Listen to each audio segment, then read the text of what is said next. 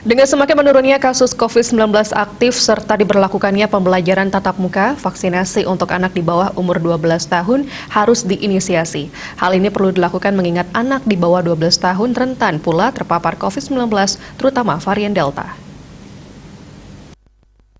Menurut ahli virologi FKH Universitas Udayana, Profesor I Gusti Ngurah KD Mardika, melihat tren kasus COVID-19 saat awal kemunculannya, jumlah kasus dan kematiannya condong ke kanan atau orang yang usianya lebih tua akan lebih berisiko.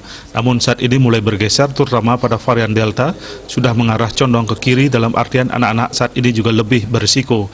Profesor Mardika menyampaikan vaksinasi untuk anak penting karena anak-anak pun berisiko tertular, terutama varian Delta. Kedua anak itu menjadi sumber penularan untuk orang lain.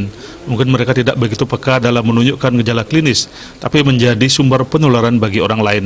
Pihaknya sudah sejak lama berharap agar diinisiasi pemberian vaksinasi pada anak-anak, apalagi dengan adanya rencana pembukaan PTM. Menurutnya memang perkembangannya berbeda, karena saat ini vaksin itu hanya mampu menekan gejala berat dan fatalitas atau kematian dan tidak mampu menekan transmisi komunitas.